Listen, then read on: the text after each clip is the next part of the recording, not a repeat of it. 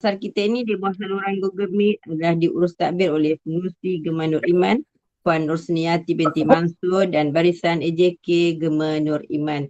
Ya Allah. Majlis kita ini akan dipimpin oleh Al-Fadilah Ustazah Nurliah binti Haji Kasmuri dengan pengajian kita, pengajian berkitab, Kitab Fiqh Mazhab Syafi'i Jilid 1.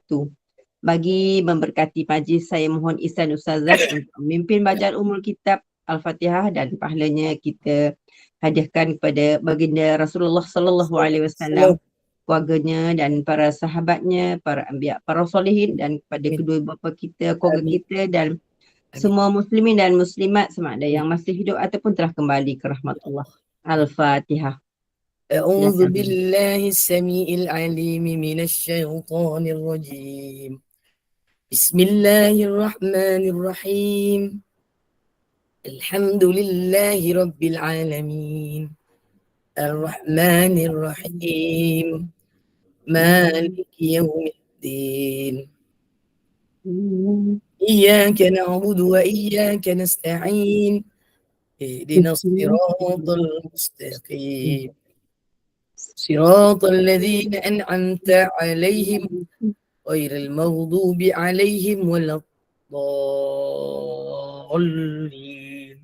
آمين. Amin, amin ya Rabbal Alamin. Untuk meneruskan majlis, saya menyerahkan majlis ini kepada Al-Fadhil Ustazah dengan penuh takzim. Dipersilakan Ustazah.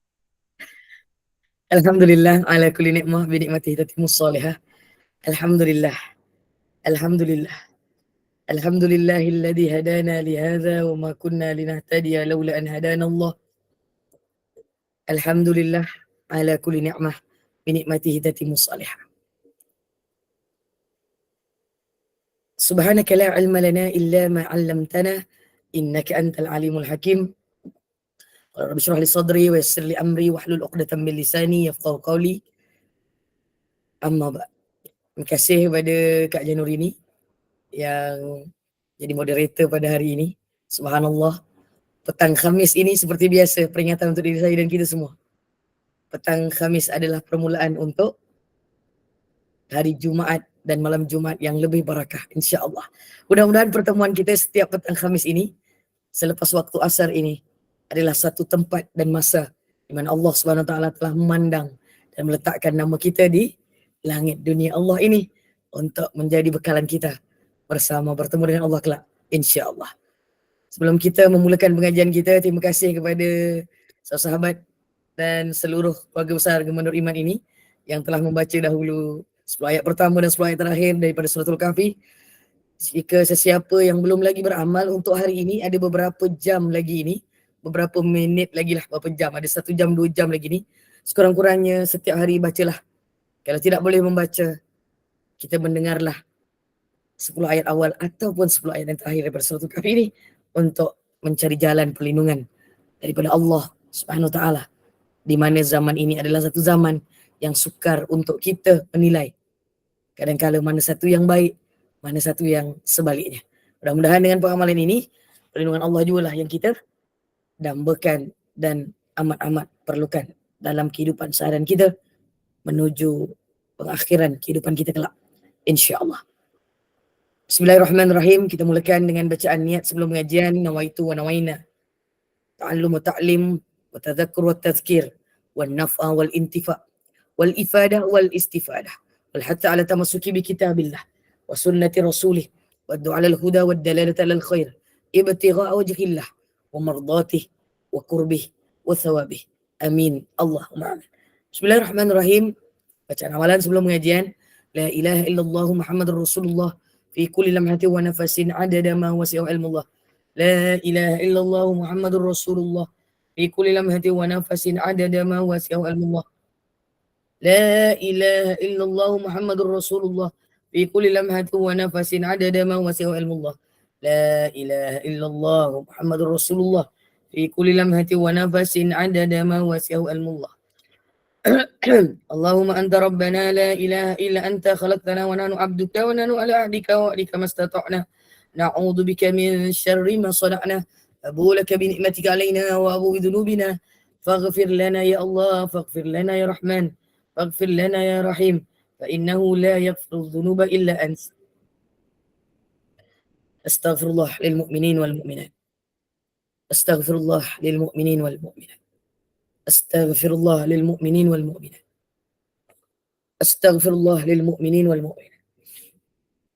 Astaghfirullah lil mu'minin wal mu'minat. Astaghfirullah lil mu'minin wal mu'minat. Astaghfirullah lil mu'minin wal mu'minat. Astaghfirullah lil mu'minin wal mu'minat. Astaghfirullah lil mu'minin wal mu'minat. Astaghfirullah lil mu'minin wal mu'minat. Astaghfirullah lil mu'minin wal mu'minat. Astaghfirullah lil mu'minin wal mu'minat. Astaghfirullah lil mu'minin wal mu'minat. ولوالدي وارحمهما كما ربياني صغيرة. اللهم صل على سيدنا محمد وأنزله المقعد المقرب عندك يوم القيامة. اللهم صل على سيدنا محمد وأنزله المقعد المقرب عندك يوم القيامة. اللهم صل على سيدنا محمد وأنزله المقعد المقرب عندك يوم القيامة. صلى الله على سيدنا محمد وعلى آله وصحبه وبارك وسلم. الحمد لله رب العالمين. صلى الله ربنا على نور المبين أحمد المصطفى سيد المرسلين. صلى الله ربنا على نور المبين أحمد المصطفى سيد المرسلين. صلى الله ربنا على نور المبين أحمد المصطفى سيد المرسلين. Bismillah ala Rasulillah wa ala alihi wa ashabihi wa man tabi'ahu wa man walah. Hari ini kita akan menyambung kitab pengajian Fiqhul Manhaji ala Mazhab Imam Syafi'i. Terima kasih Haji Nurini, admin untuk hari ini dan seluruh keluarga besar dan juga admin Gubernur Iman ini. Allahumma salli ala Muhammad, juga sahabat-sahabat dimanapun berada. Ini bertebaran di muka bumi Allah Subhanahu Wa Taala ini. Saya di Johor Bahru, Kak Nurini di Seri Kembangan. Subhanallah. Mudah-mudahan bonda dalam keadaan kebaikan. Juga seluruh bonda-bonda kita semua, insya-Allah. Seluruh sahabat-sahabat sama ada di Malaysia, di Brunei, di selatan tanah air, utara tanah air, ataupun di mana pun Sabah dan Sarawak. Seluruhnya adalah catatan amal untuk kita bersama. Sesungguhnya Allah yang pilih kita. Ya Allah, maha baiknya Allah pilih kita. Maha baiknya Allah memberi ruang dan peluang untuk berterusan berada dalam majlis ilmu. Terutamanya majlis ilmu ini adalah majlis ilmu bagi ilmu fardu ain. Subhanallah. Jadi kita akan menyambung bab istinja dan adab-adabnya. Betul? Betul Kak Nurini? Betul Kak Jah? Betul Betul Ustazah, muka surat 40, sambungan kamera nombor ada, 3. Masya-Allah, tak nampak tadi. Subhanallah. Mana kamera? Sila buka kamera. Masya-Allah. Bukalah kamera. Kak admin ni. Jangan pemalu sangat ni. Saya lagi malu. Saya tutup kamera saya nak. Saja. Sekejap.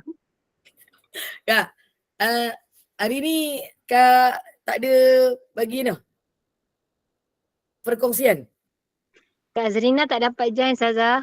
Ustazah faham lah kan. Dia Kak sibuk. Masroha mana Kak Masroha? Kak Masroha bekerja.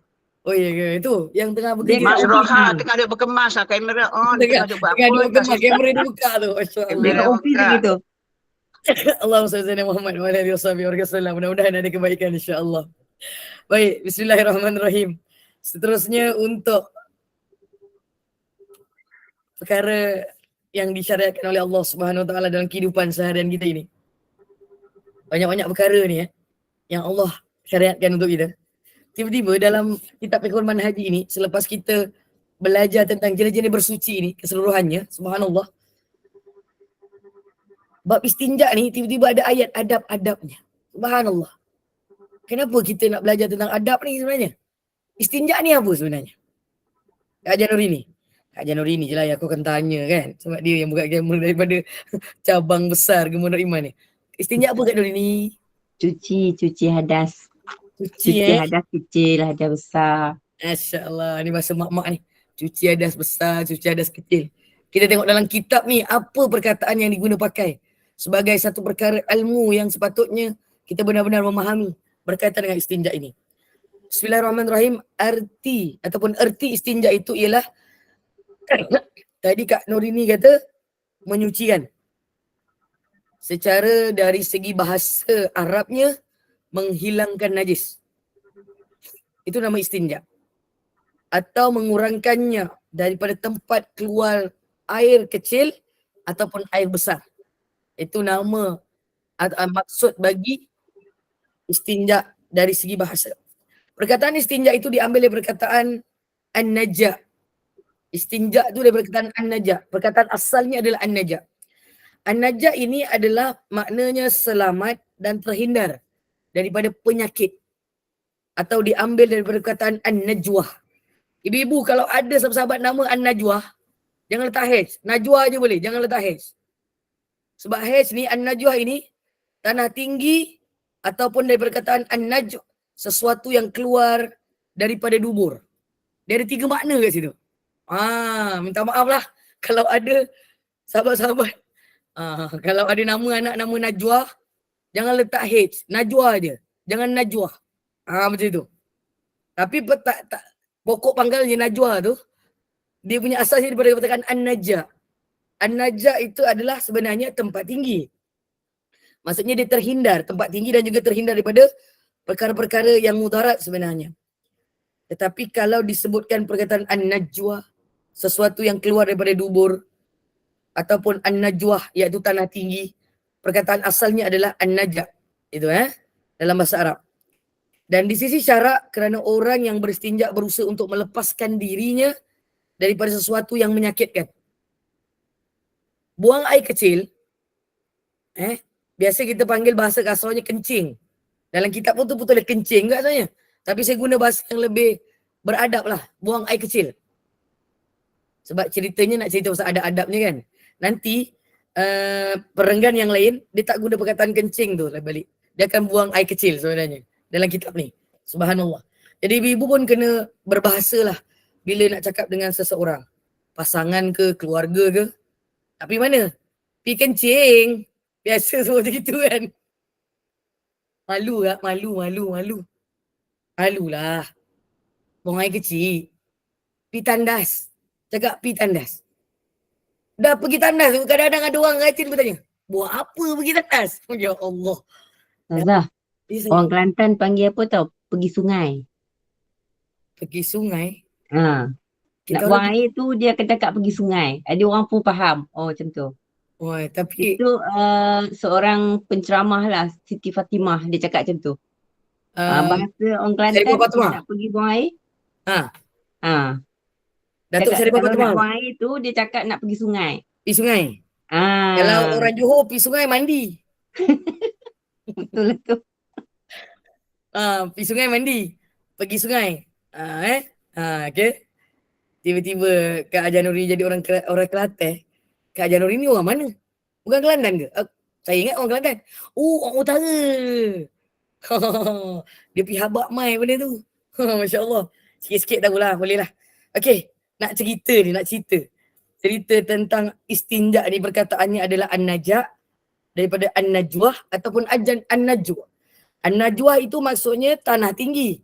Jadi nama mereka yang an-najwah ini tanah tinggi. Tapi kalau tak ada H, minta maaf saya salah silap tadi. Kalau tak ada H dia terus an-najwah gitu. Dia sesuatu yang keluar daripada dubur. Jangan tak letak H, bukan jangan letak H. Jangan tak letak H. An-najwah. Tapi kebanyakan nama an-najwah tak ada H. Tak glamour ada H. Dia najwah. Dia najwa je. Dia tak najwah. Maknanya najwa itu adalah sesuatu yang keluar daripada dubur. Masya Allah. Jadi letaklah anak-anak kalau nama najwa, letak H. Dia tanah tinggi. Tempat yang tinggi, yang dimuliakan oleh Allah Subhanahu Wa Taala sebenarnya. Tapi kalau najwa, tak ada H, dia adalah sesuatu yang keluar daripada dubur. Allahu Akbar. Berhati-hati ya ibu-ibu.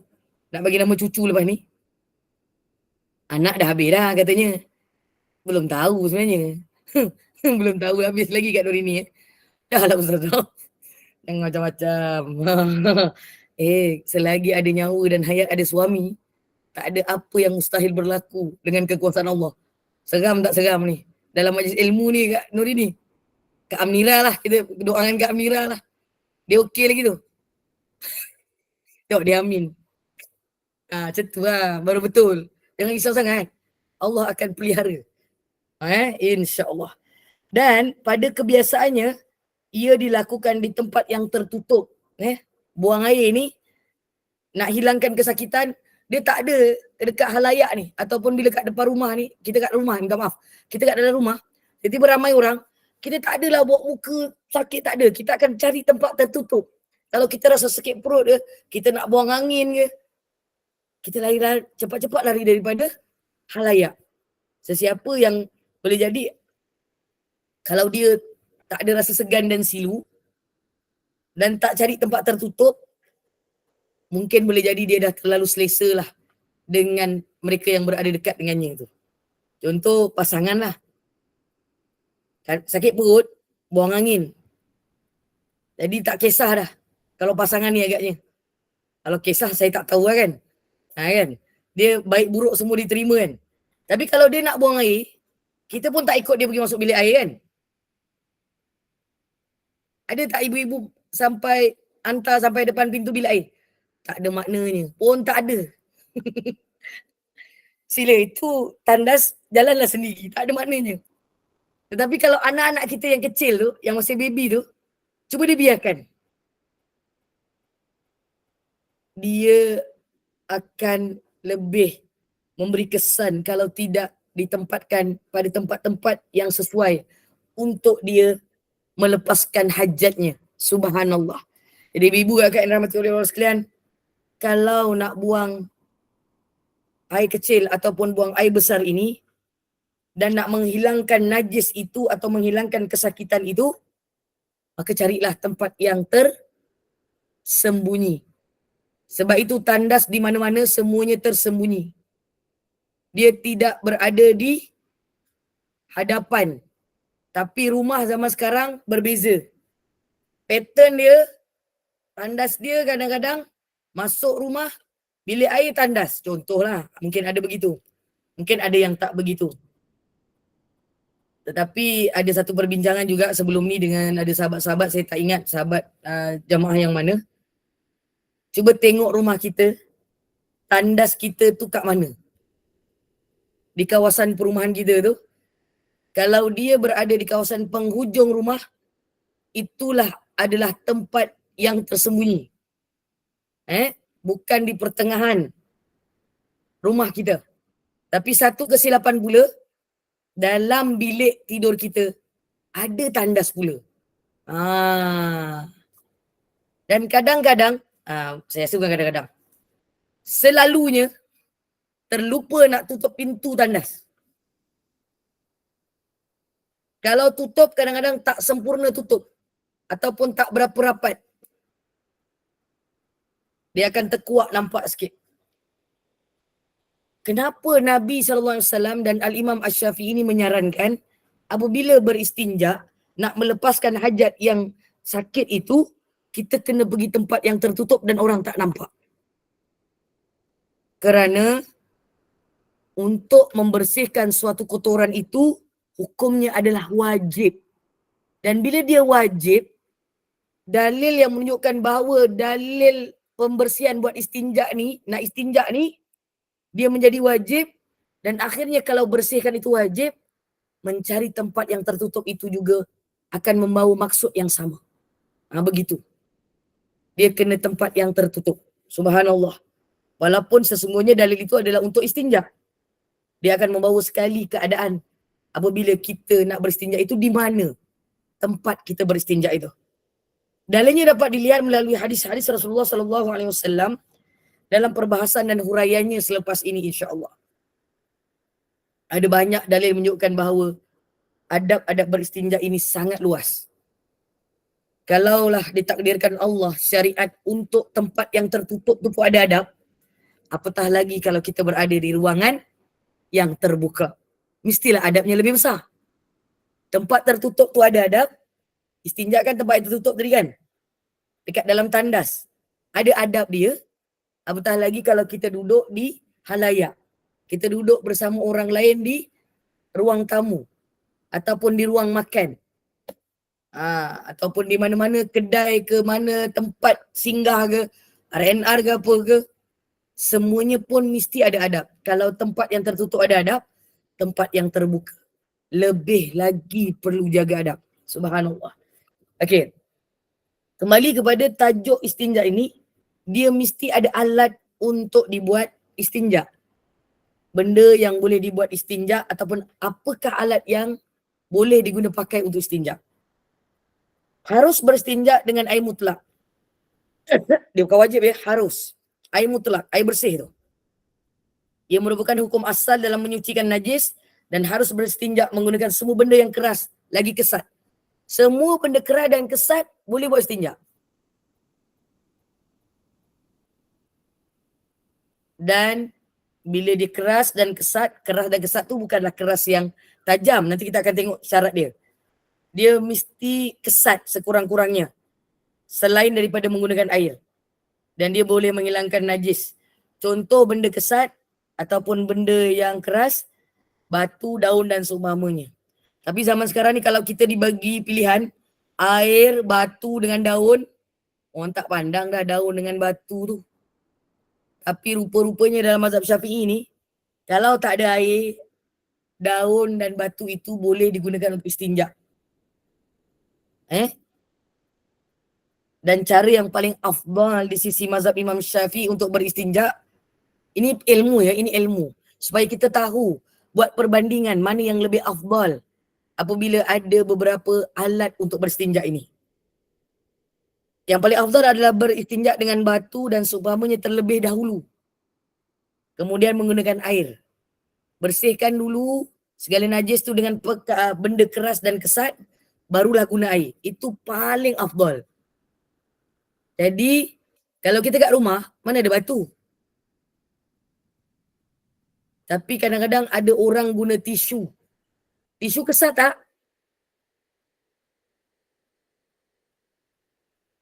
Tisu apa yang kesat? Apa Kak Nurini? Tak dengar. Tisu dapur Ustazah. Tisu tangan, tisu dapur tu kesat Ustazah. Tisu dapur tu nampak kesat kan?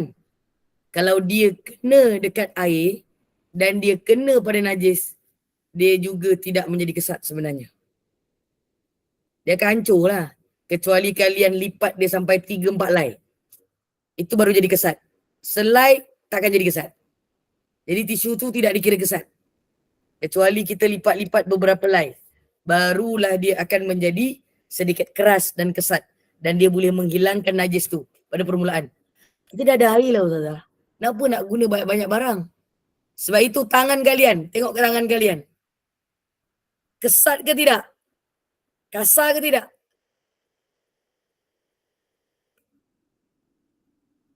Tak lembut dia semua Oh ya ke? Okeylah. Tangan saya kasar. Walaupun tak rajin masak tapi kasar lah. Cakap Nurini hari-hari masak agaknya lembut lagi katnya kan. Saya kasar. Ini adalah antara, bukanlah nak kata ini alat istinja. Tetapi ini adalah salah satu daripada, kalau diikutkan, seperti yang kita pelajari, kita guna batu, kita tak ada bawa batu masuk dalam rumah. Tapi kalau kita nak beristinja, kita guna tangan kita tak? Kita guna tangan kita. Dan tangan kita itu dapat juga membersihkan. Dan tangan kita ini juga adalah surface dia punya permukaan adalah sedikit keras dan kesat. Walaupun dia bukan alat untuk beristinja, tetapi dia kena dibantu dengan air. Itu yang dikatakan dalam kitab ni. Kalau ada batu dengan daun, dia boleh membantu untuk membersihkan dulu awal, barulah guna air. Macam tu keadaannya. Itu cara yang paling afdal. Paling afdal dalam mazhab Syafi'i. Kerana batu dan juga benda kesat tadi tu boleh menghilangkan zat atau air najis tersebut, dan air yang digunakan selepasnya pula menghilangkan kesan-kesan tanpa bercampur dengan zat najis tersebut. Tapi maha baiknya Allah, kita ni sekarang ni tak guna benda-benda yang kesat tu, pakai air dan menggunakan tangan kiri kita ni pun alhamdulillah boleh bersih. dan ditambah lagi dengan guna kau basuh guna apa? Afsal jadi lost semua petang-petang ni. Dah makan ke belum? Sabun. Pandai Kak Hairun. Dah makan Kak Amira? Makan tengah hari je. Oh, makan tengah hari maksudnya petang belum makan macam kurang cergas. Pilah makan. Tutup kamera. Allah SWT Muhammad. Nak dikatakan, bila kita zaman sekarang ada kelebihan lagi dengan sabun. Tapi adakah terus dengan sabun tu boleh bersih? Dia kena dengan air. Dia tak boleh hanya guna sabun. Dia mesti ada air untuk membersihkan.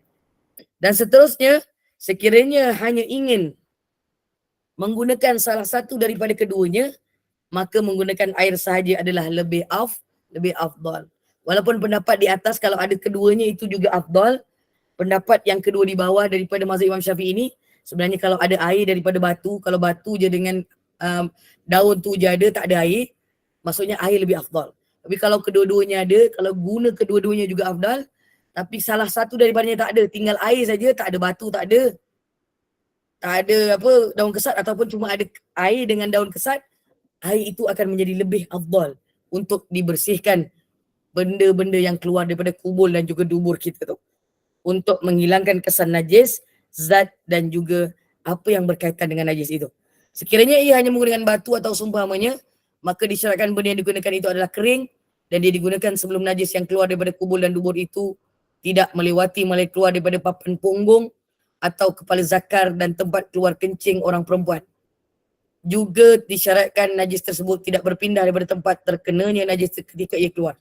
Sebenarnya walaupun dia afdal gunakan batu dan juga daun tadi tu, dia ada syarat yang disebutkan. Dia tak boleh, minta maaf cakap bahasanya agak saya segan juga kadang nak sebut ni. Jangan sampai kita dah buang air tu menjejis. Macam tu. Maksudnya bersepah. Tak boleh guna batu dengan apa tu namanya? Daun tadi tu. Tapi kalau dah keadaannya begitu, guna air lebih afdal. Sebab kadang-kadang kan ada orang yang mempunyai kelemahan, kadang-kadang dia tak sempat, Allahumma salli ala Muhammad, nak mencangkuk atau duduk, kemudian dia merembes dan dia terkeluar dengan sendirinya. Ada orang yang ada ujian begitu, maka airlah yang paling afdal. Begitu. Kena faham yang tu.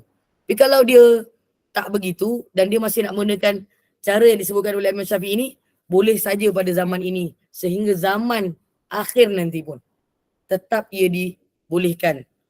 Dan mudah-mudahan ketika mana Allah memberi nikmat air ini, diisyaratkan dengan air ini ialah lebih afdal, dan kalaulah dia menggunakan batu dan juga benda-benda lain yang boleh dibuat istinja, dia mesti tidak kurang daripada 3 biji batu untuk dibersihkan najis itu sebelum dia dibasuh dengan air ataupun kalau tak ada air.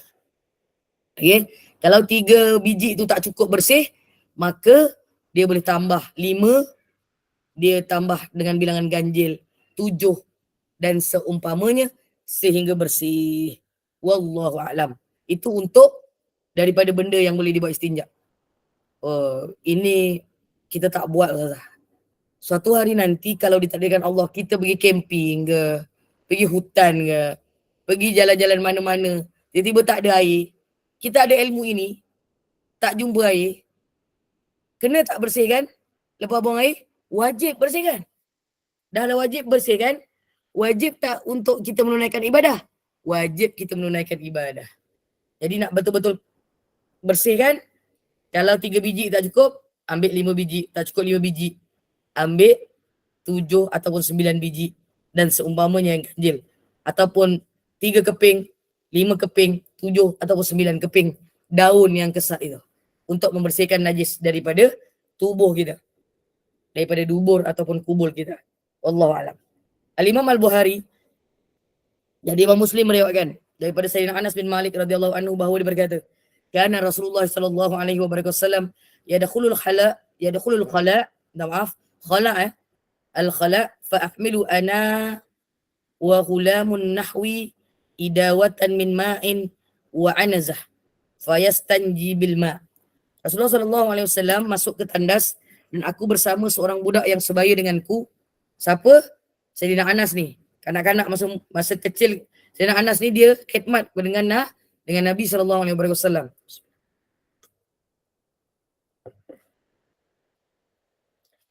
Dan membawa sebekas kecil air dan sejenis besi yang pendek lalu baginda beristinja dengan air. Ada dua benda yang satu kesat ataupun kasar tapi daripada besi, satu lagi air. Nabi pilih air. Nabi tak ambil besi. Tadi sebutkan tak ada besi pun. Dia sebut batu ataupun daun. Tapi dalam hadis ni anak kecil tu yang bersama Sayyidina Anas tu yang tidak disebut namanya itu dia bawa besi. Nabi tak pilih besi untuk beristinja, Nabi pilih air.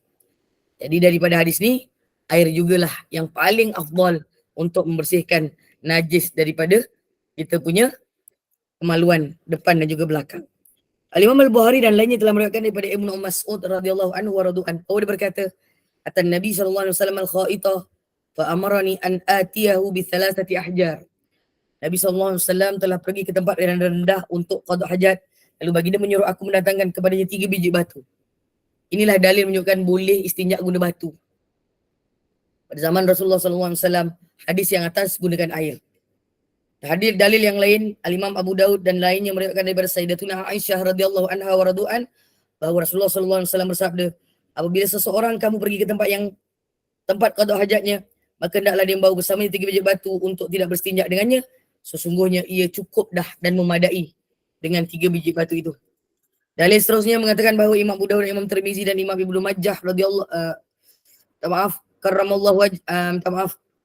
rahimakumullahu taala telah meriwayatkan daripada Abu Hurairah radhiyallahu anhu wa radhu'an daripada Nabi sallallahu alaihi wasallam bahawa baginda bersabda, subhanallah. Ayat ini diturunkan kepada penduduk Quba, iaitu firman Allah yang bermaksud di dalamnya ada orang yang ingin membersihkan diri dan Allah menyukai orang yang bersih. Baginda SAW menambah, mereka itu berstinja dengan menggunakan air, lalu diturunkan kepada mereka ayat ini. Ayat apa? Ayat supaya sentiasa membersihkan diri.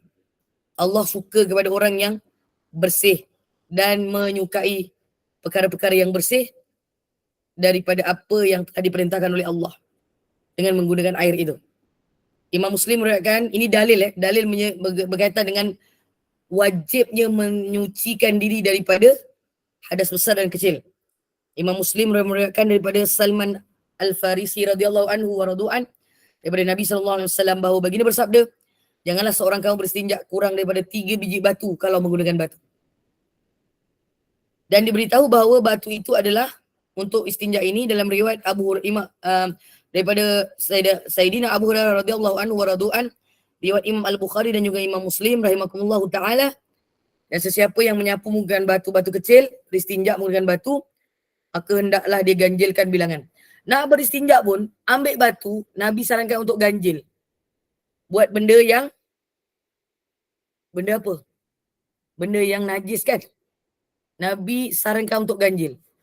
Sebab itu bila kita buat benda lain, kita makan, kita minum, kita beli barang, kita ambil sesuatu, ubat ke apa ke, ataupun makanan, mulakanlah dengan perkara bilangan ganjil. Yang ini selalu kita leka dan lalai dan kita tak buat. Nak makan kacang 3 biji, tak cukup tuan-tuan 3 biji, ambillah 5. Contoh, kacang dekat raya dah habis kan? Tapi kuih raya kan ada lagi kan? Ambillah 1, 3, 5. Paling tidak sebiji, macam itulah kan? Ganjil.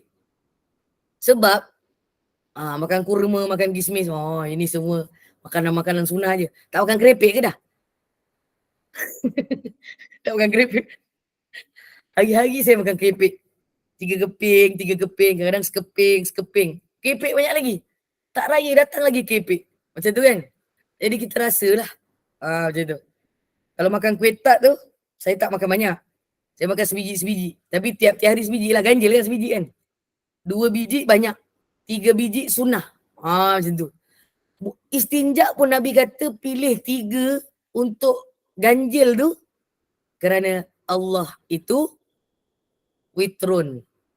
Allah itu witir, ganjil. Jadi apa saja yang kita buat, sampaikan istinja ni pun, nak bersuci, ambil batu tu pun ikut kiraan ganjil. Apatah lagi kalau kita buat perkara-perkara yang lebih baik daripada istinja. Itu yang saya nak tekankan kepada ibu-ibu. Istinja ni ditekankan dalam keadaan yang sungguh juga meninggikan sunnah Nabi SAW dalam kiraannya atau sebutannya atau perlakuannya. Sebenarnya dalam seluruh kehidupan kita, kita boleh guna asas itu untuk mengikut sunnah Nabi sallallahu alaihi wasallam. Berazamlah selepas ini nak makan kismis 3 biji. Sikit 7 biji. Sikit juga 9. Tak cukup 9, 11. Tak cukup juga pergi 21 je terus. Dah tak payah nak pening-pening. Kurma sebiji je Ustazah, besar. Kismis kecil 3 betul kulat nak habiskan 3 biji. Sekejap. Tapi tak apalah, usahakan. Pukul 7.30 7 suku buka puasa, 7.20 makan lagi, 7.50 makan lagi, cukuplah 3 biji. Itu 21 tu kismis. Kurma ni 3 okey lah, alhamdulillah. Tapi satu tu pun ganjil. Subhanallah. Ada soalan mengenai dalil ni? InsyaAllah semuanya boleh difahami insyaAllah. Bahawa sesungguhnya beristinja ini adalah hukumnya wajib.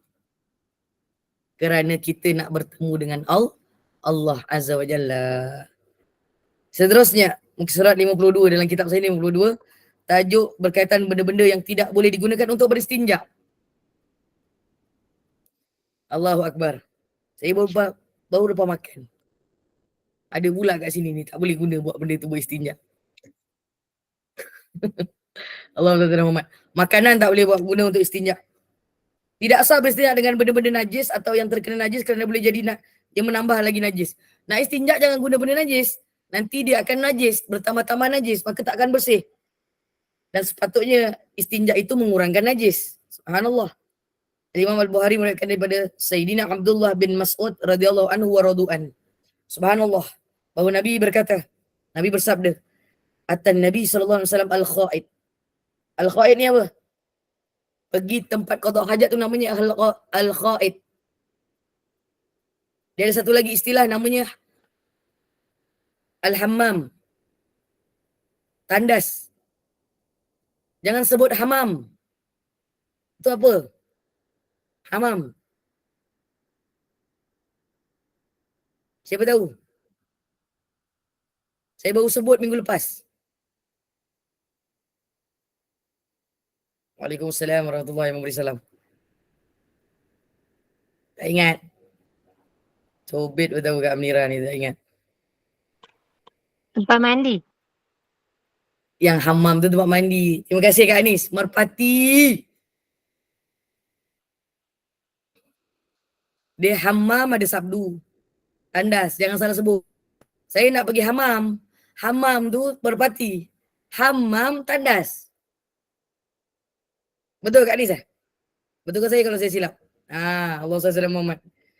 Jadi masa kita nak pergi istinja ni, Allahumma salli ala sayyidina Muhammad, an atiyahu bisalasati ahjar. Sahabat bagi pada Nabi 3 biji batu. Dan aku cari, Nabi suruh cari 3 biji baju kan, batu kan kat atas kan. Aku cari yang ketiga tapi tidak mendapatinya. Kemudian aku mengambil tahi binatang dan bawa kepada Nabi SAW. Tetapi tahi binatang tu keras lah macam batu. Macam je. Lalu baginda menggunakan 2 biji batu tersebut dan membuang najis itu seraya berkata, ini adalah najis. Jadi kena tengok betul-betul. Tapi alhamdulillah kita diberikan nikmat yang besar. Kita tak beristinja dengan batu dan juga Allahumma salli ala sayyidina Muhammad. Daun, tak ada. Tisu tu pun kita tak pakai sebenarnya. Kita pakai air, alhamdulillah. Itulah yang paling afdal. Okey. Haram beristinja dengan makanan yang dimakan oleh anak-anak Nabi Adam. Anak-anak Adam ni. Contoh roti dan lainnya. Saya baru lupa makan roti. Allahu Akbar. Ni cakap, jangan roti tu kau buat untuk istinja. Haram hukumnya. Makanan tak boleh buat istinja. Kalau sengaja buat, bermakna dia mempermainkan agama. Dia berdosa. Kerana juga yang dimakan oleh jin. Benda yang dimakan oleh jin seperti tulang. Ibu-ibu pernah dengar tak? Orang tua-tua dulu, bukan dulu lah, sekarang pun. Tulang tu jangan dibuang merata. Terutamanya tulang apa? Bukan tulang ikan. Tulang lembu Sebenarnya tulang-tulang daripada yang kecil sehingga sebesarnya lah. Tapi terutama tulang-tulang yang besar lah. Tulang lembu, tulang kambing semua tu. Jangan buang bersepah-sepah lah. Apatah lagi kita dah nak musim Raya Haji. Kita dah nak musim Raya Haji. Nanti banyak orang sembelih binatang ternakan. Maka banyaklah tulang. Maka jangan tulang itu sampai ada orang gunakan untuk istinja. Hukumnya haram. Tak ada Ustazah, insyaAllah. InsyaAllah. Ini sebagai ilmu. Sebab boleh jadi ada orang yang kadang-kadang terpaksa melakukan perkara itu kerana tidak ada perkara lain. Jadi kalau dia tahu, dia tak buat. Dia kena cari benda lain, berusaha. Kalau memang tak ada untuk benda beristinja, tak ada daun, tak ada air, tak ada apa semua. Kalau itu je yang ada, maka itu adalah darurat. Tapi kalau boleh cari benda lain lagi yang lebih kesat selain daripada tulang ataupun makanan, maka itu lebih baik. Okay? Menurut Imam Muslim meriwayatkan daripada Ibnu Mas'ud radhiyallahu anhu wa radu'an daripada Nabi sallallahu alaihi wasallam bahawa baginda bersabda, telah datang kepadaku jin yang memanggil. Jin datang bertemu Nabi sallallahu alaihi wasallam. Lalu aku pergi bersamanya dan aku membacakan Al-Quran kepada mereka bersama Ibnu Mas'ud ini. Ibnu Mas'ud menceritakan lagi dan mereka itu pun meminta bekalan. Lalu baginda menjawab, bagi kamu semua tulang yang disebut atasnya nama Allah. Lepas ni ada korban kan, ibadah korban. Ibadah korban ni kena sebut nama Allah. Bagi jin yang beragama Islam, itulah makanan dia. Sebab itu, ibu-ibu, bila kita masuk musim korban ni, hati-hati dengan tulang yang kita dah siap makan. Yang bersih tu. Jangan buang terus ke dalam tong sampah. Kerana itu makanan jin. Sian tanam. Jin kena korek balik nanti. Dia kata biasa tanam tulang tu. Sebenarnya boleh jadi dia boleh lah korek balik. Tapi sebenarnya masuk je dalam plastik. Elok-elok. Jangan terus buang begitu. Itu adab dia. Okay? Selama ni buang macam mana? Dalam tong sampah terus kan? Masuk dalam bekas yang elok sedikit. Kemudian baru dalam tong sampah. Pandailah jin tu nanti macam mana dia nak makan sebenarnya. Itu memang makanan dia. Ini Nabi cakap ni. Nabi cakap apa? Lalu baginda menjawab daripada bekalan yang diminta oleh jin tadi tu. Bagi kamu semua tulang yang disebut namanya, di atasnya nama Allah. Kalau tulang-tulang belulang dan sembelihan ini yang disebut nama Allah, terutamanya adalah ketika korban dan juga akikah. Korban dan akikah. Jadi kedua-dua ibadah ini, subhanallah, kedua-dua ibadah ini, maka tulang itu adalah makanan kepada jin. Jadi berhati-hati. Jangan sembarangan kita letak selepas kita makan. Letak di tempat yang sesuai. Kalau tong sampah, yang eloklah tong sampahnya diikatlah. Diasingkan sedikit pun lebih baiklah. Supaya kita mengetahui ini yang diberitahu oleh Rasulullah SAW. Allahumma salli ala Sayyidina Muhammad. Di mana ia berada di tangan-tangan kamu dalam keadaan daging yang lebih banyak dan juga tahi-tahi binatang menjadi makanan kepada binatang-binatang kamu. Dalam dunia jin, dia pun ada binatang dia. Wallahu a'lam binatang apa. Macam kita ada kucing, kita ada anjing. Kita pun bagi makanan pada dia. Tiba-tiba zaman sekarang macam-macam makanan anjing dan makanan kucing. Kering, basah semua ada. Walhal, dia tak kisah pun makan apa sebenarnya. Yang kisahnya kita. Siapa yang rugi sebenarnya? Dah lah mahal. Lepas tu selalu cakap, dah lah makanan kau mahal. kau mengungkit dengan kucing tu, kau mengungkit dengan anjing tu, hilang semua kebaikan. Rugi dia beli mahal-mahal. Allahu Akbar. Walillahilham. Sebab mereka semua ni akan memakan apa saja yang kita makan sepatutnya. Sebagai manusia, kita ada binatang yang tinggal dengan kita. Kalau kita makan ikan kering, dia pun boleh makan ikan kering. Kalau dia makan daging, kita makan daging, dia pun boleh diberi daging. Kalau kita makan telur dadah, sebab tengah hari tadi aku nampak telur dadah, kita pun boleh bagi dia makan telur dadah. Contoh gitulah. Dia tak perlu spesifik sampai belikan makanan yang mahal-mahal, lepas tu kau duk mengomel saja. Maka hilanglah kebaikan walaupun kepada binatang. Mahal ke murah makanan tu kat negeri ni? Makanan binatang tu. Mahal kan? Lebih Mahal je lah. Mahal. Nak tengok jenama lah. Tengok jenama lagi Macam pula tu kan. kalau ada macam Royal Canin tu, RM33 sekilo. Aku rasa beras kita pun tak adalah sekilo RM30. Beras kita sekilo RM7 je. Paling mahal. Masya Kan? Terima kasih yang singgah. Jadi sebenarnya apa yang kita makan dalam kehidupan kita ni, subhanallah, itulah binatang yang kita tinggal kat dunia pun makan sebenarnya. Dia tak perlu dibeza-bezakan sebenarnya. Tapi siapa yang mencari kesusahan itu? Manusia sendirilah yang sebenarnya yang terpengaruh dengan perkara-perkara duniawi ini dan akhirnya menyebabkan perkara itu menjadi berlebihan. Wal na'udzubillahi min zalik. Dan Rasulullah SAW bersabda kepada kami, yakni para sahabat, maka janganlah kamu beristinja dengan kedua-duanya kerana ia adalah makanan saudara-saudara kamu daripada golongan jin. Kita beragama Islam, jin juga ada yang beragama Islam. Nabi menyebutkan dalam hadis ini, mereka juga adalah di antara saudara kita. Kita juga perlu menghormati mereka dengan makanan daripada tulang-tulang yang telah disebutkan nama Allah ketika sembelihannya. Allahu a'lam. Apabila makanan jin diharamkan, maka makanan manusia adalah lebih lagi diharamkan. Kalau tulang tu pun kita tak boleh buat istinja sebab dia kasar. Apatah lagi makanan manusia yang lebih dimuliakan oleh Allah Azza wa Jalla. Lebih utama diharamkan untuk berbuat istinja. Alhamdulillah min zalik. Sebenarnya tidaklah ada. Tapi kita tak tahu kalau diuji suatu hari nanti, bila berlakunya hukum-hukum begini, maka kita dah tahu jawapannya. InsyaAllah. Waalaikumsalam warahmatullahi. Terima kasih singgah. Dan haram beristinja dengan sesuatu yang dihormati seperti anggota haiwan yang bersambung dengannya, seperti tangan dan kakinya. Contoh kita ada kucing, minta maaf kita ada kucing.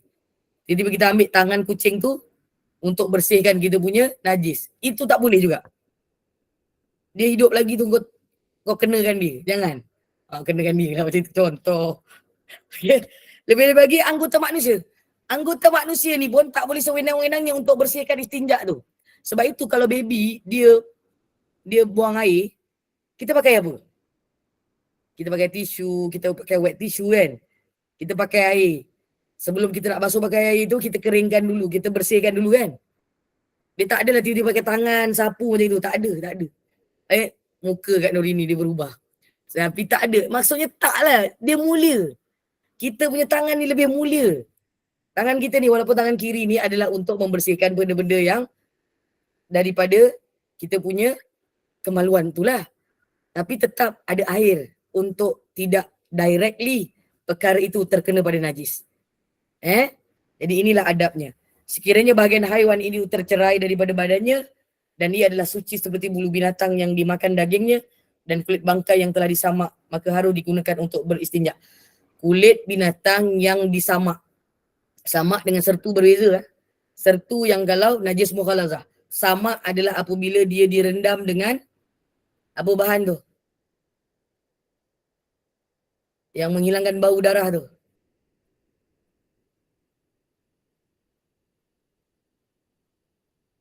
Ada pendapat mengatakan macam kapu barus, air mawar punya jugalah sebenarnya. Untuk menghilangkan kulit, contoh kulit lembu.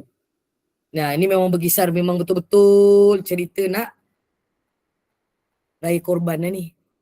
Kulitnya itu dikeringkan, sama ada untuk dibuat barang-barang perhiasan ataupun Ada kalau dekat Indonesia kulit lembu tu kan boleh dibuat gulai, dibuat keropok. Itu semua kena disertu dahulu. Minta maaf, disamak dahulu. Sertu lain, samak lain. Samak ni yang macam saya cakap ni lah. Guna benda-benda yang boleh menghilangkan bau darah tu. Macam air mawar tadi tu lah. Ada satu lagi ubat dia tu, saya tak ingat lah apa. Subhanallah. Nak hilangkan bau tu. Dia Guna Sudah mikrofon ni. bukan kapur barus. Kapur. Kapur barus. Macam kapur barus tu. Terima kasih. Terima kasih ingatkan. Okey. Jadi kulit bangkai, kulit binatang tadi tu kalau dah disamak, yang tu dia kesat, yang tu boleh, yang tu harus. Sebab dia adalah binatang yang dibersihkan. Tapi kalau benda tu bukan untuk buat perkara tu, dia buat sebaliknya untuk makan, benda tu pun masih diharuskan juga. Tapi tak semua kulit binatang Kulit binatang yang halal dimakan dagingnya dan juga susunya. Subhanallah. Tapi kalau guna kulit binatang yang tak halal dimakan daging dan susunya, contoh macam harimau. Kulitnya kan kadang-kadang dibuat baju ke selimut ke agaknya kan. Lantai ke apa? Lantai pula apa namanya tu? Lapik kaki tu kan. Itu pun kena disamak. Sebab dia adalah binatang yang tidak boleh dimakan. Tapi kalau dia disamak, dia boleh diguna pakai untuk beristinja. Sebab dia bukan binatang yang dagingnya dimakan. Wallahualam. Ada soalan? Tak ada? Alhamdulillah. Bismillah. Sikit lagi berkaitan baru masuk bab adab ni. Adab-adab beristinja dan qada hajat. Di sana terdapat adab-adab yang dituntut ke atas setiap Muslim supaya melakukannya ketika qada hajat dan beristinja.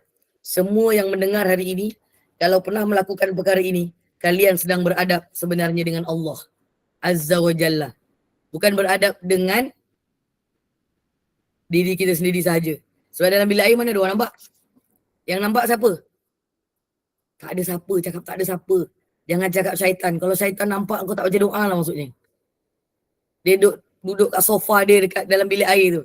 Kau main lagi Ustazah sofa. Iya. Dia dalam bilik air tu ada sofa, ada bilik tidur, ada apa. Tu syaitan punya tempat. Cuma kita tak nampak. Bayangkan kalau kita nampak. Tak masuk dalam bilik air tu. Tapi kalau tak masuk macam mana nak qada hajat? Nak pergi mana? Takkan nak pergi keluar rumah. Apa yang pengsan? Kalau nampak, bukan setakat pengsan. Mau terkejut kita, terkujat kita. Masya Allah, tabarakallah. Okey. Adab berkaitan dengan tempat menunaikan hajat. Tempat tunaikan hajat tu pun kena ada yang berunsurkan adab-adab yang dianjurkan oleh Nabi SAW. Ketika membuang air kecil atau besar, dia hendaklah menjauhi tempat-tempat berikut. Jangan buang air kecil dan besar di jalan orang ramai atau tempat mereka duduk atau berkumpul kerana ia boleh menyakitkan mereka. Kalau ada orang yang begitu bermakna dia boleh jadi kurang waras ataupun tak waras. Tapi kalau orang waras, dia takkan buat perkara itu dan itu adalah perkara larangan. Adabnya, jangan buang air di tempat lapang atau tempat orang ramai duduk. Dalilnya apa? Daripada Imam Muslim bahawa Abu Hurairah radhiyallahu anhu wa radhu'an, Nabi SAW bersabda, ittaqul la'anatain. Ittaqul la'anain. Maaf. Qalu wa man la'anan? Qala alladhi yatakhalla fi tariqin nas aw fi zillihim. Takutlah kamu kepada dua perkara yang membawa kepada laknat Allah. Para sahabat bertanya, apakah dua perkara tersebut wahai Rasulullah? Rasulullah SAW menjawab, orang yang membuang air besar, yakni menunaikan hajatnya di tempat laluan orang ramai atau tempat mereka berteduh. Contoh kita ada taman, tiba-tiba taman tu ada wakaf, tiba-tiba ada orang berdiri kat situ dia buang air. Marah tak kita? Marah. Nak duduk situ lagi tak? Tak. Cari wakaf lain. Tiba-tiba wakaf lain pun ada orang buat begitu. Orang yang buat tu hukumnya berdosa. Sebab sebelum dia buat tu, dia kena usaha cari tempat yang tertutup. Okey, saya ada peristiwa benar lah ni. Dia sedikit tabiat orang Arab. Sebenarnya daripada zaman Rasulullah ada satu hadis, mula-mula kita belajar dulu. Orang Badui dia buang air kecil dekat masjid Nabi. Dan Nabi menegah untuk memarahnya. Masa saya belajar dulu dekat Mesir, Allahumma salli ala Muhammad, saya dinasihatkan oleh kakak-kakak senior ni, kalian kalau lalu dekat lorong-lorong yang kecil ataupun tempat-tempat yang sempit ataupun pasar, jangan dekat dengan dinding. Ataupun bus stop, jangan dekat dengan dinding. Saya cakap kenapa? Sebab orang lelaki Arab ni, tak maaf sebab ada seorang sahabat lelaki kat sini juga ni. Dia orang ni kalau buang air, dia tak sempat nak pergi bilik air. Dia orang terus saja kat tepi dinding tu. Tapi bukan semua tempat lah. Ketawa pula kat Normawati ni. Dia reality berlaku. Kadang-kadang tempat bus stop ramai-ramai tu, dia kan tertutup dengan bas banyak-banyak. Jangan dekat-dekat dinding. Itulah macam tandas dia orang. Allahu Akbar. Orang perempuan tak, orang lelaki. Minta maaf Cik siapa? Cik Jalal lah. Ini reality yang pada permulaan dulu kami tak faham. Tapi benda tu nampak memang betul berlaku. Sebab orang lelaki ni kan lebih mudah kan buang air kan daripada orang perempuan. Tapi beradablah. Tak payahlah adui sangat kat Mahni. Ini kisah benar. Nak bagi tahu. Sebab itu Nabi mengatakan ketika mana ada orang Badui datang ke masjid dan dia buang air kecil, Allahumma salli ala Sayyidina Muhammad, bagi dia kata, jangan marah dia. Subhanallah. Ya Allah, jangan marah. Bila jangan marah, bersihkan aja. Sebab mereka belum belajar perkara tu. Subhanallah. Tak dengar. Sekejap saya buka balik. Dekat negara Arab, masa saya belajar, toilet kat luar sangat sukar nak dapat. Kat luar. Jadi kena balik rumah. Jadi mereka ni lebih banyak duduk di luar. Jadi kat luar ni tak ada sangat tandas awam. Tak macam dekat Malaysia. Tak macam dekat negara lain. Ini cuma sekadar satu pelajaran. Dan bila pelajaran itu tidak diberi dugaan kepada kita, diduga kepada orang memang orang Arab juga. Dan dia berlaku daripada zaman Nabi SAW. Sebab itu, Allah melaknat mereka yang kalau dia buat perkara seperti ini, Allah tak suka. Yang macam saya cakap tadi tu jugalah, kat tepi-tepi dinding apa semua tu, Allah, tempat orang ramai, hukumnya haram. Orang perempuan dia kat rumah, dia tak keluar. Orang Arab ni orang perempuan tak ramai yang keluar. Dia kat rumah, kebanyakan orang lelaki. Tapi sebab kami belajar, kami kena keluar. Kami kena pergi universiti. Kami kena naik bas. Jadi itulah senarionya apabila perkara ini ada disebutkan oleh Rasulullah. Di tempat awam, di tempat orang ramai berkumpul, jangan buat perkara ini. Ini perkara yang dilaknat. Maka ketika itu, bukan mereka tak belajar. Tapi oleh kerana boleh jadi pengurusan daripada pemerintahannya ada sedikit kekurangan. Itu saja. Jadi kita kena bersyukur. Kat Malaysia ni tak begitu. Ada tak dekat bus stop kita ataupun bus stand kita macam tu? Tak ada, alhamdulillah. Sebab bilik air tersedia. Tertutup dan dijaga. Itu pun kita yang pergi buang air ni tak reti nak jaga. La ilaha illallah Muhammadur Rasulullah. Walhal kita yang buang air, kita yang masuk, sepatutnya kita lah yang tolong diri kita bersihkan supaya orang selepas kita masuk, dia tidak rasa terganggu. Begitu. Tapi kalau dah masuk memang macam itu, jangan pula kita tambah lagi. Kita tolonglah bersihkan sikit. Itu tanda kita adalah di antara orang yang tawaduk. Tahu tawaduk? Kita tak kisah pun kalau ada orang buat perkara yang salah sebelum tu. Yelah kadang-kadang dia tak flash dekat tandas awam. Kita pula tak nak masuk. Luar negara tapi tak semua tempat lah. Salah satu tempat yang saya sebutkan ni adalah tempat yang saya belajar dululah. Tapi perkara itu tak semua tempat begitu.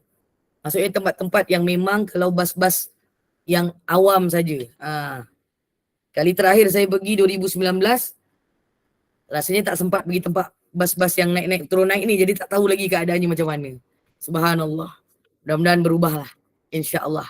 Kerana Rasulullah menyebutkan Dilaknat orang yang buang hajat di tempat orang ramai. Bus station kan tempat orang ramai. Betul tak?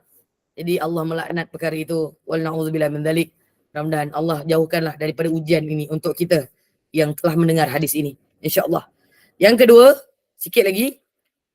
Dalam lubang pada tanah atau pada dinding dan seumpamanya kerana ia akan menghasilkan perkara yang menyakitkan.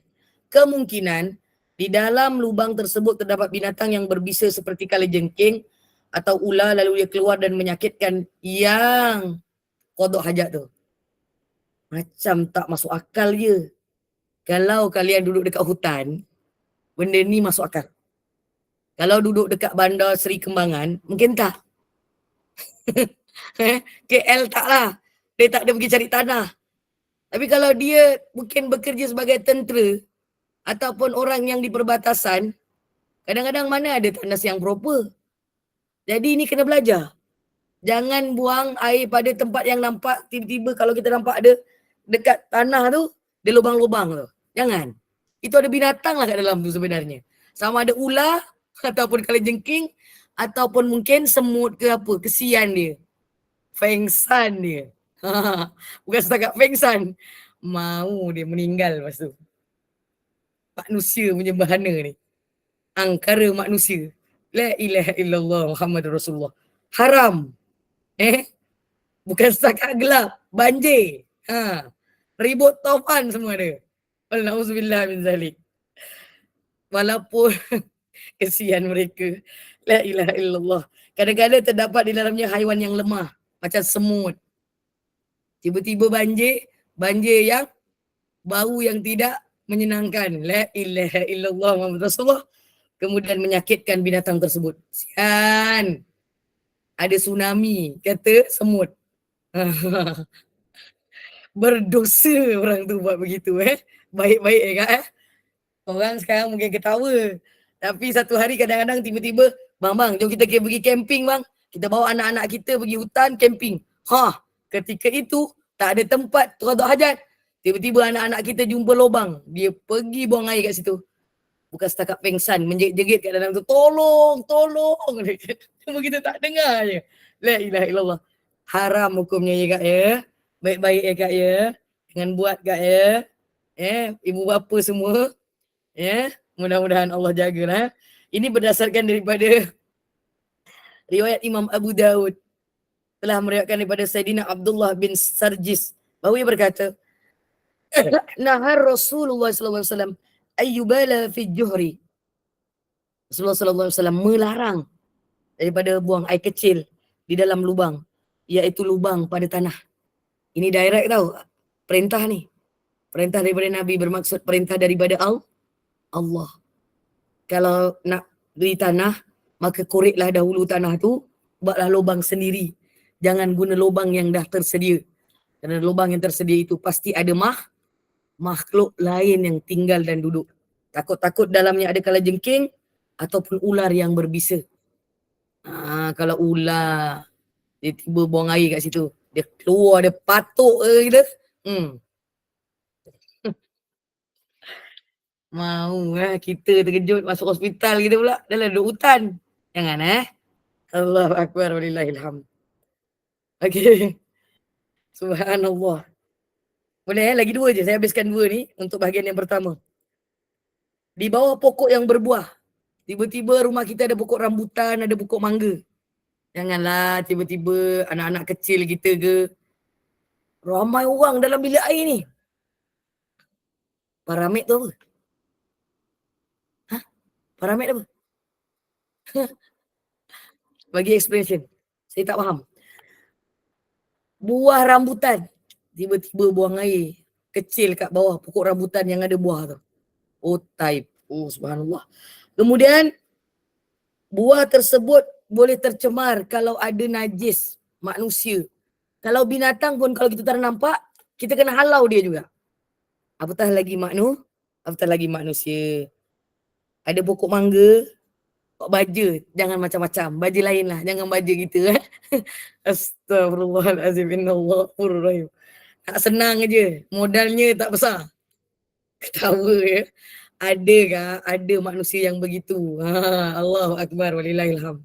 Janganlah begitu. Dia adalah perkara yang dilarang oleh agama. Yang keempat, yang terakhir bagi berkaitan dengan tempat menunaikan hajat ini, adabnya jangan buang air di air yang tenang dan air yang bertakung. Habis tu air yang mengalir boleh? Boleh. Contoh, air laut. Tapi tak payah pun lagi baiklah. Baju tak pakai modal. Sungai yang kena mengalir. Ada sungai yang tak mengalir ya. Jadi air yang bertakung dan tenang. Contohnya air, minta maaf cakap, air yang berlopak. Kerana jiwa manusia akan terasa jijik. Contoh lagi, tak maaf, kan semua orang bercuti suka mandi dekat swimming pool. Ingatkan zuriat keturunan kita jangan buang air kecil kat situ. Kuat aku cakap ni. Yang pakai pampers anak-anak kecil tu buka dulu. Ini dia pergi mandi bawa pampers sekali anak dia masuk dalam tu. Salah. Diapers. Apa? Apa nama dia? Itu jenama. Lampin pakai buang. Lampin pakai buang. Terima kasih Kak Mira garang no hari ni. Tegas no nak cakap. Oh, tak payah nak EU sangat Kalian kena ingatkan zuriat keturunan kalian yang suka mandi dekat swimming pool dan tempat-tempat yang awam ni. Haram hukumnya ni. Sebab kadang-kadang swimming pool ni walaupun dia ada olahan air, tapi kalau dia masuk, kan ada jacuzzi kan, dia ada yang kecil kan. Jangan buat yang kecil. Yang besar tu kira selamat lagi lah sebab airnya besar. Tapi kalau yang kecil yang tidak mengalir tu, janganlah. Hukumnya haram. Yang dekat jacuzzi tu, yang kecil tu, yang kat ujung-ujung budak-budak satu tempat tu, itulah budak-budak berkumpul dan dia sama-sama membuang ramai-ramai kat situ dengan tak buka dia punya lampin pakai buang tu. Walauzubillah. Tolonglah ibu-ibu. Haram hukumnya begitu. Walaupun daripada anak kecil. Apatah lagi kalau orang dewasa. Duduk kat situ tiba-tiba panas saja. Minta maaf.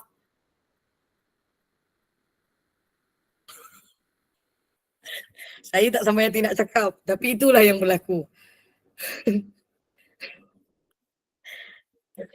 Kau jangan tertelan ayah tu dah bercampur aduk. Tu lah. Jadi sebab itu kalau nak pergi swimming pool, kena swimming pool dia lebih daripada 2 kaki. Ataupun 3 kaki dalam. Luasnya kena berkaki-kaki. Jangan 2 kaki. Bahaya. Jadi kalau kita contoh kita pergi Allahumma salli ala Muhammad, Legoland tu.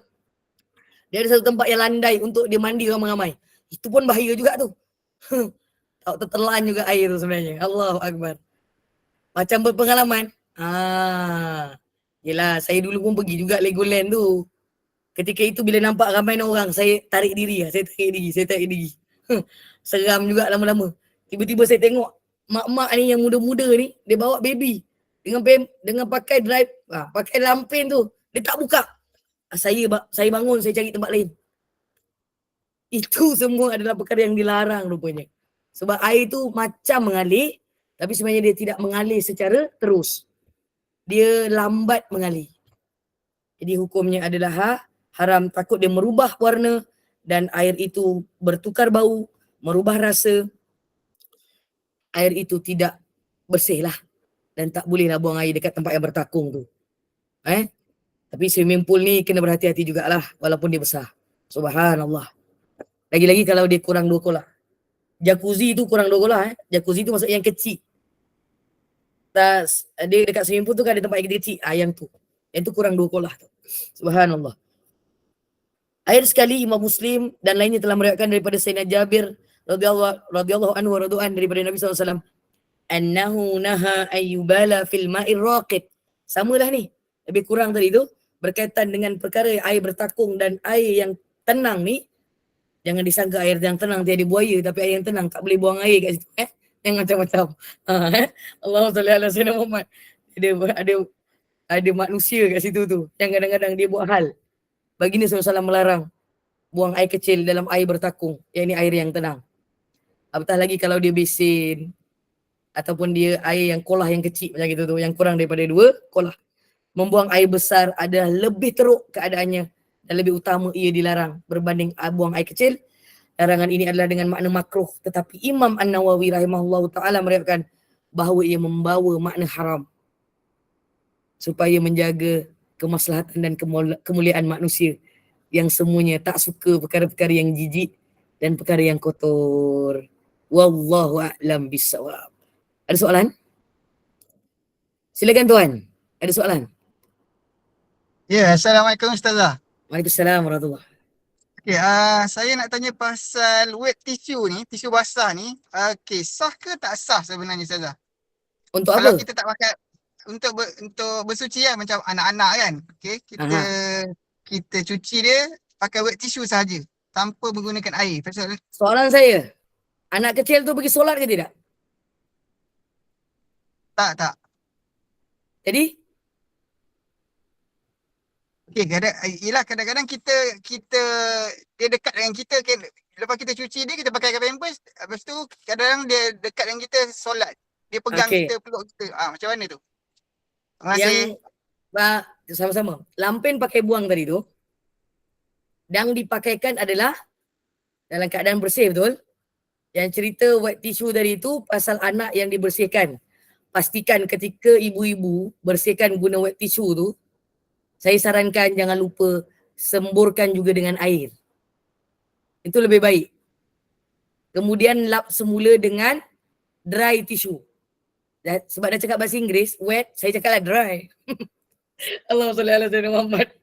Tak maaf. Jadi, kalau nak tanya sah ke tak sah sembahyang, baby tadi tu tak sembahyang. Jadi dia tak ada masalah. Soalan dia adalah bila baby tu dekat dengan kita pakai baju sembahyang. Tetapi lampen pakai buang yang dipakai itu bocor ke tak bocor? Keluar tak najis tu? Kalau tidak, maka tidak menjadi masalah. Sebab kita yang pakai itu bukan semasa kita solat, kita bersihkan semasa kita sebelum solat. Maka perkara itu tidak menjadi masalah sebenarnya. Dia tidak perlu pening sangat nak fikir perkara ni sebab yang nak solatnya kita. Jadi sebelum kita nak selepas kita bersihkan tu, mesti kita bersihkan tangan, kita dah basuh tangan, barulah kita ambil sembahyang, ambil wudu. Jadi dia tak ada kaitan dengan wet tissue ataupun dry tissue tadi yang membersihkan baby. Kan lebih tenang. Masya Allah. Terima kasih untuk soalan. Mudah-mudahan lebih tidaklah terlalu pening. Ni sah ke tak sah? Yang sembahyangnya siapa? Yang sembahyangnya kita, bukan baby tu. Jadi sekarang ni dulu kan kalau orang tanya begini, saya nak ketawa tak boleh juga sebab itu soalan orang awam. Tapi hakikatnya kadang-kadang soalan tu adalah perkara yang sebenarnya memerangkap diri kita sendiri. Yang nak sembahyang tu siapa? Cari asasnya. Yang nak sembahyangnya kita, kecuali lampen pakai buang itu bocor dan terkena pada kain, pakaian solat kita. Yang itu tak sah. Yang tu tak sah. Wallahu a'lam. Tadi ada yang nak tanya. Tanya apa tadi? Subhanallah. Bukan berkaitan dengan istinja. Anggota badan yang dipotong contoh kaki atau tangan akibat kencing manis sebaliknya ditanam di mana? Kalau dia cuma tangan sebelah, boleh tanam di mana-mana. Tapi kalau tiba-tiba dua kaki, dua tangan, contoh, dia boleh juga ditanam di tanah perkuburan. Ada badannya hidup. Kalau tak, tanam di mana-mana pun tak ada masalah. Tapi jangan tanam depan rumah lah. Lepas tu kau letak nisan atas tu. Mau orang tak datang rumah. Tak maaf. Carilah tempat yang tertutup. Balik kampung, pergi ke kebun ke. Saya minta maaf. Nampak macam kelakar tapi takut orang buat macam tu. Jangan. Tapi sebenarnya kalau tidak ditanam, maka buanglah ataupun tempatkanlah di tempat yang tertutup. Dan lebih baik tanamlah di tempat yang juga terhindar daripada binatang-binatang yang boleh mengurik dan mengeluarkan daripada anggota yang sakit tadi tu. Wallahu a'lam bissawab. Lain?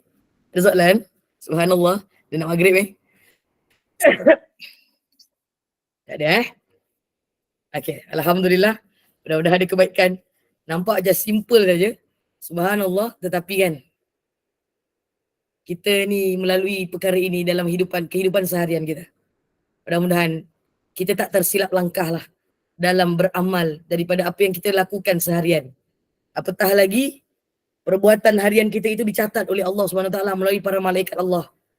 Dan bila tiba cerita tentang membersihkan daripada perkara yang najis dan yang menyebabkan kita ini nak solat, nak beribadah ini perlu bersih, maka adab-adab ini perlu dijaga dengan baik. Dan mudah-mudahan Allah tidak menguji kita dengan tidak beradab ketika kita beristinja.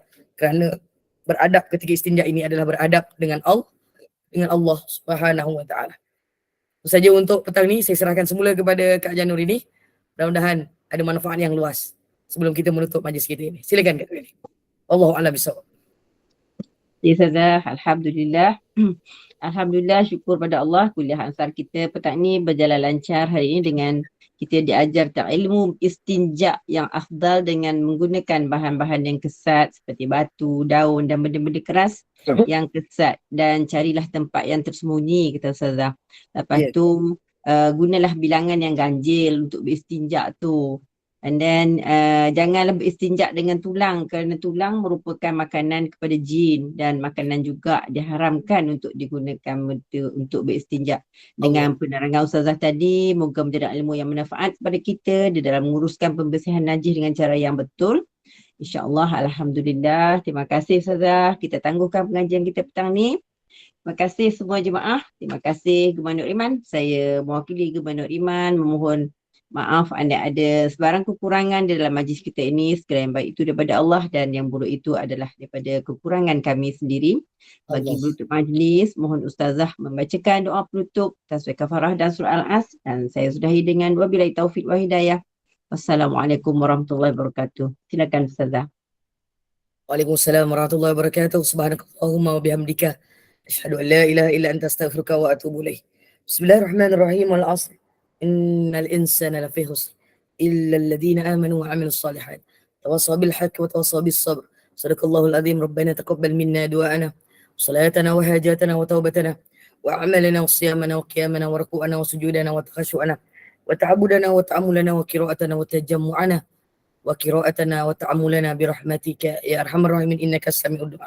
Allahumma jam'ana hadzal jam'an marhuma wa tafarruqana min ba'di tafarruqan ma'suma wa la taj'al fina wa la ma'ana wa la matba'una syaqiyya wa la matruda wa la mahruma wa hab lana musi'ana li muhsinina li muqassirina li 'amilina li wajhikal karim ya arhamar rahimin irhamna ya Allah. Rabbana 'alaika tawakkalna wa ilayka anabna wa ilaykal masir. Rabbana atina fid dunya hasanah fil akhirati hasanah wa qina adzaban nar wa qina adzaban nar wa qina adzaban nar wa adkhilna jannata ma'al abrar ya aziz ya sattar ya ghaffar ya rabbal alamin. Sallallahu ala sayyidina Muhammadin ummi wa ala alihi wa sahbihi ajma'in. Subhanaka rabbika rabbil izzati amma yasifun. Salamun alal mursalin. Alhamdulillahi rabbil alamin. Taqabbalallahu minkum inna wa minkum taqabbal ya karim. Terima kasih sekali lagi, saya minta maaf atas tutur kata bahasa saya jika tersalah bicara, tersilap kata.